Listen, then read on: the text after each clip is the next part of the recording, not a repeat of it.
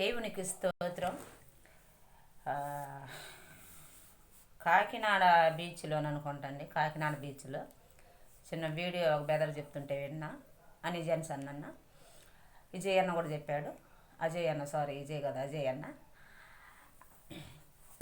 ఆ పిల్లలు పెక్సీలు పట్టుకొని యేసుక్రీస్తు సువార్త పెక్షీల మీద రాసేసి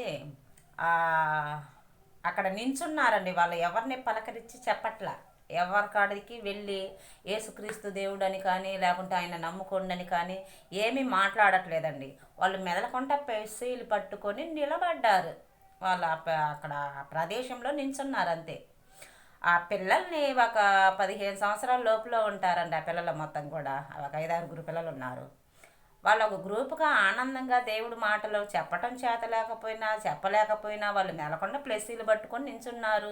యేసుక్రీస్తు దేవుడు సృష్టికర్త అని చెప్పి రాసి పట్టుకున్న నించున్నారు. వాళ్ళు నించున్నారు కానీ ఎవరిని పలకరించి చెప్పలేదు కదా. ఈయనొక ఆయన పనిగట్టుకొని వెళ్ళి ఆంధ్రప్రదేశ్లో అసలుకి మీరు చెప్పేదేంటి, అసలు ఈ చెత్త గురించి మాట్లాడేదేంటి అని చెప్పి వాళ్ళు పిల్లలు కాబట్టి ఆ పిల్లల దగ్గర లాక్కొని ఆ ప్లెస్సీలు లాక్కొని బలవంతంగా కాల్చివేశారండి. నిప్పి పెట్టేశారండి. అక్కడే తగలేశారు. వాళ్ళ శరీరం కూడా రేపు అలాగనే తగలబడిపోయింది కండి. నిశ్చయం ఇది తగలబడిపోతుంది. ఎందుకంటే సృష్టికర్తను కూడా గుర్తెరగలేనంత గుడ్డితనంలో నువ్వు దేశభక్తికి అర్థం ఏంటండి? ఎక్కడి నుంచి వచ్చావు నువ్వు? ఎవరివి నువ్వు? ఏ తెగ నుంచి వచ్చావు? ఏ గోత్రికుడువు నువ్వు? ఎక్కడి నుంచి వచ్చావు? ఆదాము నుంచి రాలేదా? అందరూ వచ్చింది ఆ ఒక్క మానవుడు గురించి కాదా? ఆదాము నుంచి వచ్చిన వారు కాదా అందరూ? కాదని చెప్పగలరా? ఇంకెవరన్నా ఉన్నారా? రుజువు చేయగలరా? బుద్ధిహీనతలోకి పోయి నరకానికి పోవటం తప్పితే ఏమన్నా ఉందా? నీ భక్తిలో నీ ఉండు. ఇష్టమైన వాళ్ళు చూస్తారు, చదువుకుంటారు, లేకుంటే లేదు. నీకేది పలకరించి చెప్పలేదు కదా, నిన్ను బలవంతం ఏం చేయలేదు కదా. ఎంత నీచత్వంలోకి వెళ్తున్నారంటే ఏమి నేర్చుకుంటున్నారు? చదువు దేన్ని నేర్పుతుంది? సంస్కారం నేర్పిద్ది అంటారు చదువు.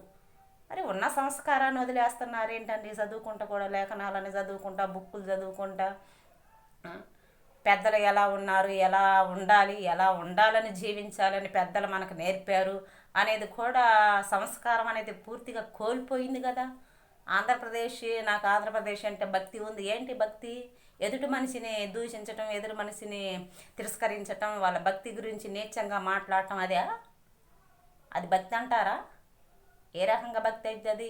ఏ రకంగా ఉన్నతమైన స్థానంలోకి వెళ్ళిపోవటం అవుతుంది? నీ భక్తిలో నీ ఉండు, వాళ్ళ భక్తిలో వాళ్ళు ఉంటారు. ఇష్టమైతే విను, లేకుంటే లేదాయా. నీకు తన్నులు తినదాకా ఉండాలి అనిపిస్తే తన్నులు తింటావు నువ్వు, నిశ్చయం అది.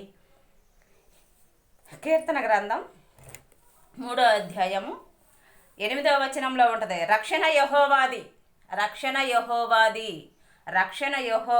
ఆయన ప్రజల మీదకి ఆయన ఆశీర్వాదం వచ్చునుగాక. నిత్యముగా నా బిడ్డలు, నా సహోదరులు ఆశీర్వదించబడుదురుగాక. నా సహోదరులు సమస్తము ఆశీర్వదించబడుదురుగాక.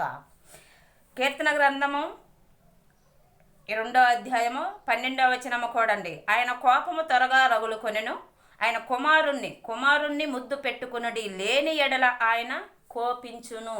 ఆ కుమారుడే యేసుక్రీస్తు అండి. ఓవర్ యాక్టింగులు చేసి ఇప్పుడు ప్లెస్సీలను తగలేసానని విర్రవీగుతున్నారేమో. రేపు మామూలుగా ఉండదన్నమాట.